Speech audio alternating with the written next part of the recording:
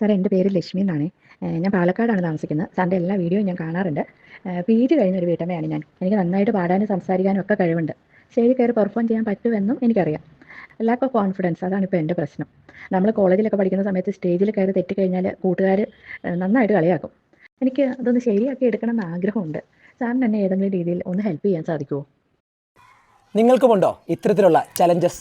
നമുക്ക് കഴിവുള്ള മേഖലയിൽ ഇറങ്ങിത്തിരിക്കാനുള്ള ആത്മവിശ്വാസക്കുറവിൻ്റെ പ്രധാന കാരണം അത് ചെയ്യുമ്പോൾ നമുക്ക് എന്ത് കിട്ടുമെന്നുള്ള ചിന്തയ്ക്ക് കൂടുതൽ പ്രാധാന്യം കൊടുക്കുന്നതുകൊണ്ടാണ്.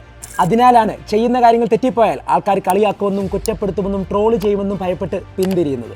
നമ്മൾ ഈ ചെയ്യുന്നതിലൂടെ നമുക്കെന്ത് കിട്ടുമെന്ന് ചിന്തിക്കുന്നതിനപ്പുറം മറ്റുള്ളവർക്ക് എന്ത് കിട്ടുമെന്നും അതെങ്ങനെ അവരെ സ്വാധീനിക്കുന്നുവെന്നും ഒന്ന് ചിന്തിച്ചു നോക്കി.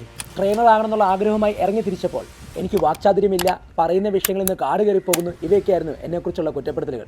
അതിനെ തരണം ചെയ്ത് മുമ്പോട്ട് പോകാൻ സാധിച്ചുകൊണ്ടാണ് ഇന്ന് 7.5 ലക്ഷത്തിലധികം ആൾക്കാരെ അഡ്രസ്സ് ചെയ്ത് പ്രചോദിപ്പിക്കാനായിട്ട് സാധിച്ചത്.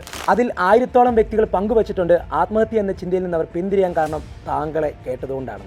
അന്ന് എനിക്ക് കിട്ടിയ കുറ്റപ്പെടുത്തലുകളിൽ ഞാൻ സ്റ്റക്കായി പോയിരുന്നെങ്കിൽ ഇന്ന് ഇത്രയും അധികം ആളുകളിൽ മാറ്റം വരുത്തുവാൻ എനിക്ക് സാധിക്കുമായിരുന്നു. ഇനി ഇങ്ങനെ ഒന്ന് ചിന്തിച്ചേ, നിങ്ങൾ നിങ്ങളുടെ കഴിവുമായി പുറത്തിറങ്ങിയാൽ നിങ്ങൾ മുഖാന്തരം എത്ര വ്യക്തികളെ സ്വാധീനിക്കാനും എൻ്റർടൈൻ ചെയ്യാനും കൈപിടിച്ചുയർത്താനും സാധിക്കും. നമുക്കെന്ത് കിട്ടും എന്നല്ല, നമ്മുടെ കഴിവുകൊണ്ട് മറ്റുള്ളവർക്ക് എന്ത് കൊടുക്കാൻ പറ്റുമെന്ന് അങ്ങ് ചിന്തിച്ചങ്ങ് ഇറങ്ങുന്നേ.